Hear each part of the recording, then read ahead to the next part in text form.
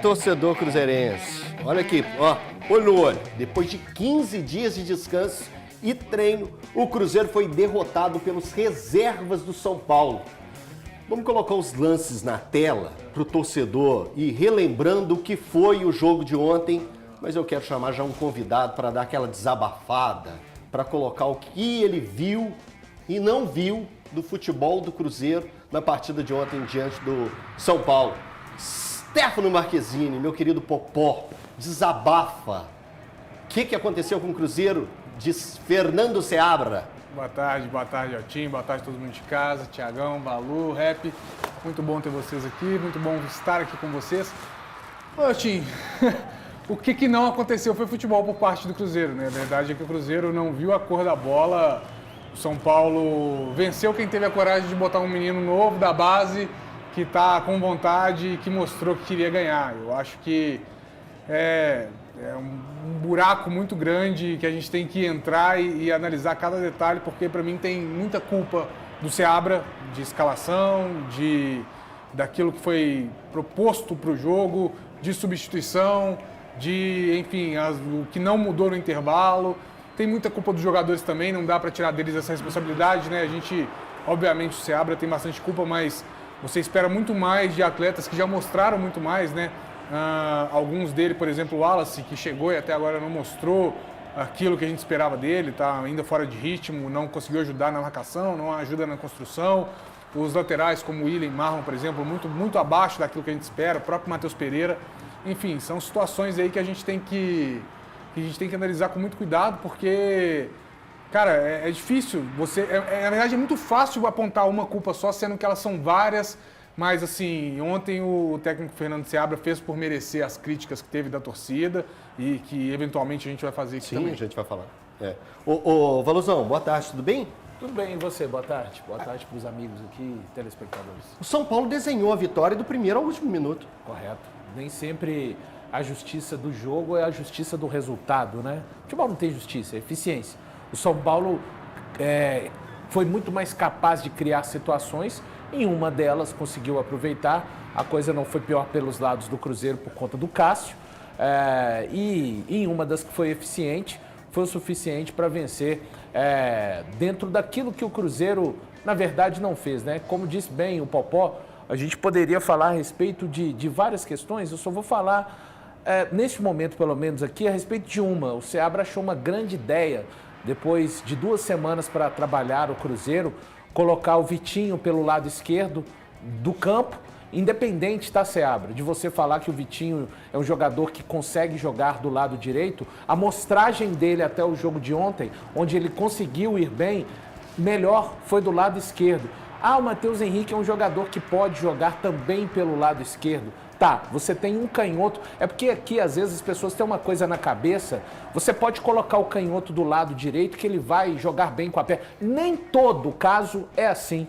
Nem todo destro também vai jogar bem pelo lado esquerdo, por conta da perna diferente para trazer. Não é o caso do Vitinho, não é o caso do Barreal. O Seabra achou uma grande ideia, colocar o Vitinho pelo lado direito e colocar o Matheus Henrique pelo lado esquerdo. Resultado, matou o jogo dos dois. Isso para falar, teve uma coisa que eu gostei, que ele tentou dar amplitude com o Marlon e com o William. Com o William já é de costume, com os dois. Mas aí sabe o que ele fez? Ele colocou o Romero para sair pelo lado direito como um lateral direito e colocou o Matheus Henrique para sair pelo lado esquerdo como lateral esquerdo. E colocou o Wallace, que fez péssima partida, e essa saída não acontecia, Seabra. O jogo te mostrava para mudar o Cruzeiro na volta do intervalo para aquilo que você mudou. Porém, tardiamente, mais uma vez, toma o gol e faz a mudança que deveria fazer. Eu acho que o grande problema do Seabra, Valuzinho, boa tarde a todos. Boa tarde. É justamente não conseguir ler o jogo tão rapidamente. Se você sentasse ali na região da imprensa, eu estava trabalhando no jogo ontem, todas as pessoas falavam, não, eu voltaria com o Lautaro no Wallace. Isso no fim do primeiro tempo. Cara, todo mundo percebeu que o Wallace não estava jogando nada no jogo de ontem. Sim. E assim, foi um jogo muito ruim do Wallace. Eu gosto do Wallace. Já falei aqui por diversas vezes que eu acho que ele tem que ser titular. Mas no jogo de ontem ele não jogou absolutamente nada. E tava nítido. Tava assim, ó, escancarado. Seabra, me tira. Seabra, me tira, me tira.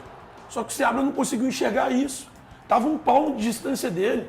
E ele não conseguiu enxergar que o Wallace não tinha que permanecer em campo. que o ideal era justamente fazer a mudança que ele fez. Você ganha o Lautaro no ataque, você ganha o Vitinho jogando pelo lado esquerdo, você passa a ter o Matheus Henrique pela direita, o Romero centralizado e o Matheus Pereira com a possibilidade de criação de jogadas.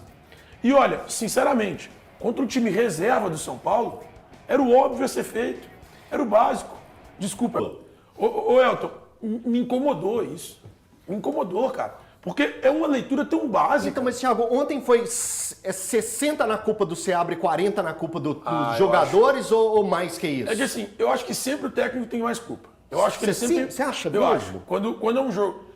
Tudo depende, na verdade, né? Se o cara é expulso, o jogador, se o jogador erra muito gol, falha perde muito gol. Perde 1000 gols. Entrega a bola no pé do adversário. Mas quando o time, pra mim, o Cruzeiro tomou um amasso do expressinho do São Paulo. E tava 0x0.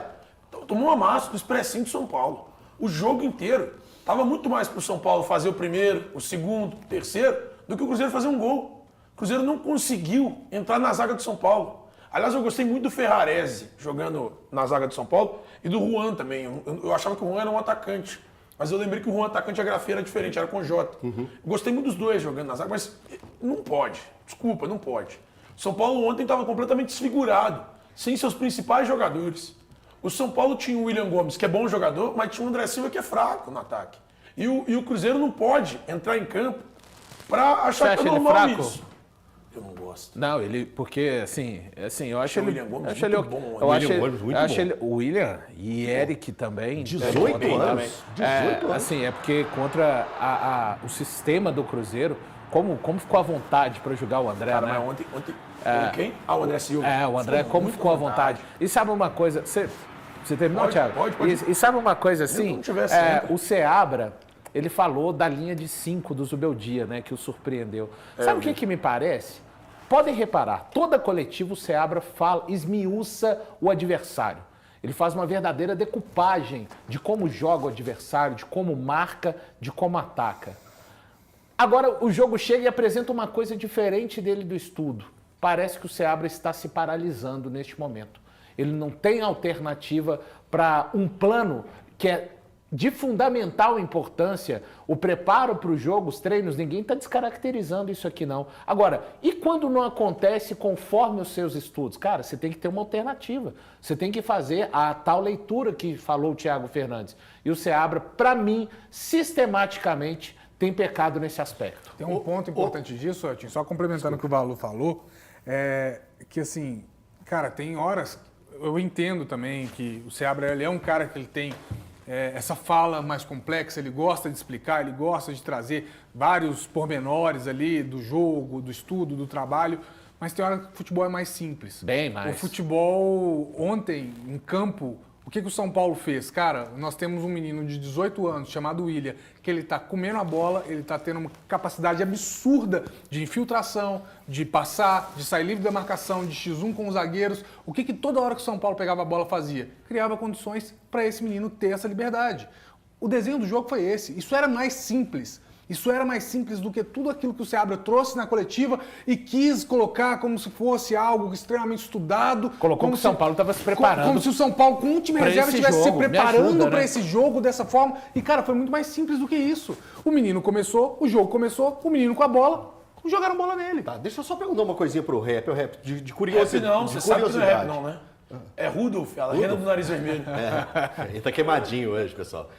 Ô Rap, só de questão de curiosidade, te surpreendeu esse São Paulo entrar com um time todo reserva e encarar o Cruzeiro da forma que encarou? Lembrando que o Atlético enfrentou ele durante a semana, o time todo titular, conseguiu a classificação, o 0x0 ali, classificou o Atlético. Como que você viu quando você pegou e te informaram, o São Paulo vai reserva? Não, me surpreendeu. O São Paulo vai reserva contra o Cruzeiro. O que você esperava? Não, me surpreendeu. Eu achava que o Cruzeiro venceria o São Paulo, né? Entendia que o time do Cruzeiro era um time melhor, né? Tá bem colocado no campeonato, e o São Paulo um time reserva que não jogou, né? Agora, é engraçado, eu tava vendo como que você falou aqui agora, que o futebol é simples, né? Esse menino que jogou bola pra caramba ontem, eu tava lendo uma resenha que o Zubeldia não queria ele, não. que a diretoria do São Paulo forçou, renovou, porque eles entenderam que o menino era bom, que o menino tinha qualidade, que o menino ia dar liga no futebol. Eu acho que tem uma multa de 400 milhões. Eles não, o Zubeldia não queria, solicitou a contratação de outro atacante, o diretor falou, não vamos contratar, porque esse menino é bom, tem que pôr ele. E ontem o menino resolveu. Olha como é que funciona o futebol e é o tal da simplicidade. Serve de exemplo. HG, você me escuta? Sim, meus queridos, um abraço a todos. Beijo especial nos meus irmãos todos aí. Você está ladeado por pessoas que eu gosto e respeito muito, com exceção do Popó. Ô, HG, eu queria te ouvir um panorama que você pudesse passar para o torcedor, como que você viu essa derrota do Cruzeiro. Uma derrota realmente assustadora. Eu falo isso muito, eu respeito bastante o futebol, mas quando o São Paulo coloca um time todo alternativo, todo alterado, até o goleiro, eu pensei assim, pô, o Cruzeiro vai fazer valer a presença do público no Mineirão. E aí, o que você pode me dizer? Então, Eltinho, a grande questão é que qualquer crítica que se faz, por exemplo, ao Seabra, aí sempre vem alguém dizendo, tá perseguindo porque é o Seabra. Né? Mas quando as críticas e o debate aqui se estendem para o Milito, aí o debate flui. Mas quando é para o Seabra, não pode, não pode. Então hoje eu vou dividir as responsabilidades para o Seabra e para os jogadores. E eu vou tirar da conta da direção pelo seguinte, o que era um medo, inclusive discutido aqui no programa por todos nós, que quando e se acontecesse do Cruzeiro ir bem ao mercado e contratar jogadores que melhorassem as condições do elenco cruzeirense, a dúvida era, será que o Seabra vai conseguir dirigir o time e ter força no vestiário para organizar e etc e tal? E aí muita gente dizia, não, vai, não tem problema, tal, porque a direção lá atrás já tinha se posicionado, né? Bom, enfim, abertamente não, né? Mas que ele seria avaliado rodada a rodada. E o que eu disse aqui? Eu estou contextualizando para chegar onde eu quero. O que eu disse aqui? Para o Seabra, tudo será mais difícil. Por que tudo será mais difícil? Porque para o Seabra ele vai ter que provar rodada a rodada que ele é um cara merecedor de ocupar o espaço que a direção, de fato, tinha algumas dúvidas se seria ocupado por ele. Aí esse time começa, depois que se reforçou, a oscilar. Uma grande vitória para cima do Botafogo, talvez a grande derrota do Botafogo na competição até agora. E de lá para cá, oscilando. Agora, chegou num ponto que é o Mineirão lotado contra o Sub-12 do São Paulo e foi reativo. E ficou reagindo o jogo inteiro. E não foi dono das ações. O time é muito melhor, o elenco... Vamos falar de time, né? Porque o elenco do São Paulo é bom. Olha, o elenco do Cruzeiro também é melhor. E aí você tomar rodeão do São Paulo Sub-12 dentro do Mineirão. E eu ter que chegar aqui agora, para poupar o treinador... Não dá para criticar, porque acontece, é do futebol. Ele disse na coletiva ontem, ele disse, não, mas eu preciso reconhecer que do outro lado tem um treinador que prepara o time e tal. Pera lá. É o Sub-12, porra, é o Sub-12 do São Paulo que colocou seu time na roda. E aí eu vou então para a conta dele Seabra e dos jogadores. Porque faltou atitude sim, faltou organização sim. Então, se o coletivo não funciona, aí a culpa é de todo mundo. E, naturalmente, se o coletivo não funciona, individualmente também é uma tragédia. Esse assunto a gente vai render ele bastante, porque merece, precisa ter esse espaço, mas a gente vai voltar, o programa eleitoral já está acabando, e como é de praxe, a gente está fazendo 10 minutinhos diretamente só para o YouTube e depois a gente volta para a TV para continuar os nossos debates dentro da TV. E hoje tem assunto demais, já que o América perdeu para o Santos, o Atlético perdeu para o Bahia e o Cruzeiro com essa derrota para o São Paulo, como o HG falou, né? Sub-12 do São Paulo, não podia perder um jogo desse, né? Era jogo para pegar e conseguir a vitória e colar mesmo ali perto do G6. Agora o Cruzeiro... Então, parte da torcida cruzeirense reclamou bastante. Vaiou o Seabra. Vamos ver qual foi a repercussão com os jogadores e com o treinador. eu tenho que saber assimilar, respeitar e concordar com o sentimento da torcida. Acho que é isso. O time não foi bem coletivamente, nem individualmente. Eu estou à frente do processo e eu me sinto frustrado por não ter entregue uma qualidade de jogo melhor para a torcida. Dou toda a razão para a torcida nesse sentido. Quando a gente estava ganhando, o Seabra era o melhor. Agora a gente empata ou perde, o Seabra é uma a partir do momento que se torna uma ofensa, todo mundo se sente ofendido, não é? Porque a gente está no mesmo barco. Tá falando que o Matheus, ele fica nervoso. Leva pro pessoal demais, né? Entrevistas, ele leva pro fígado. Respira, Matheus. Respira, Matheus Pereira. Dá aquela respirada antes das entrevistas, que eu acho que às vezes você é craque de bola, mas eu acho que na hora das entrevistas ali, pós-jogo, principalmente quando toma uma... aquela, sabe? Tá chato, hein? Tem que acostumar com o time grande. Dá uma relaxada, respira. Popó, por favor, você tinha pedido a palavra para falar a respeito do Fernando Seabra, e eu já emendo sobre as vaias, né? Fazem parte do futebol, né? Não, faz parte, não foi nada absurdo, de fato foi merecido, não só as vaias, como a manifestação de carinho da torcida. Ô, Elton, mas tem uma coisa também que, assim, parece que o Seabra, ele procura algumas situações. Eu deixo aberto para qualquer um aqui, para qualquer pessoa, para qualquer torcedor, enfim. Me explique qual foi o motivo e o que eles queriam, o que o Fernando Seabra queria com a entrada do Matheus Vital.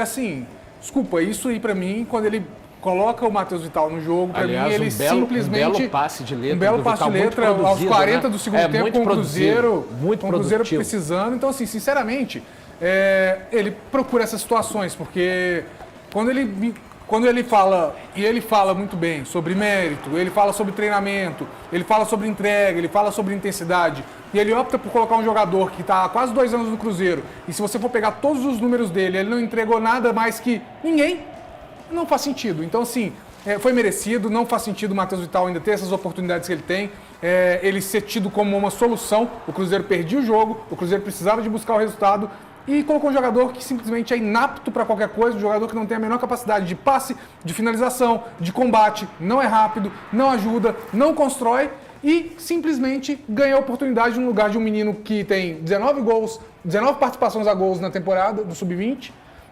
toma espaço de outros jogadores que poderiam às vezes acrescentar algo mais, não necessariamente atacante, mas acrescentar algo mais, já que ele é um meia, que não é também, não é nada, ou criar algo novo. Ou criar algo novo. Então, assim, sinceramente, Seabra ele fez por merecer essas críticas, essas vaias. Rapidamente, quem que você colocaria no lugar do Matheus Vital? O Tevez, sem Tevez? dúvida Ok, nenhuma. ok. Tiagão, você tinha me pedido a palavra também. Você tinha falado assim, Elton, eu preciso falar uma coisa antes da gente terminar o noticiário do Cruzeiro. Porque eu sempre fui um defensor do Seabra. Eu sempre fui um defensor do Seabra. E tem uma coisa que me incomoda nele. Por exemplo, no jogo de ontem, para mim, ele foi incoerente. Quando o Cruzeiro não teve um lateral direito, quando o Cruzeiro não tinha um lateral direito, que era o William, que estava fora, ele usou o Zé Ivaldo.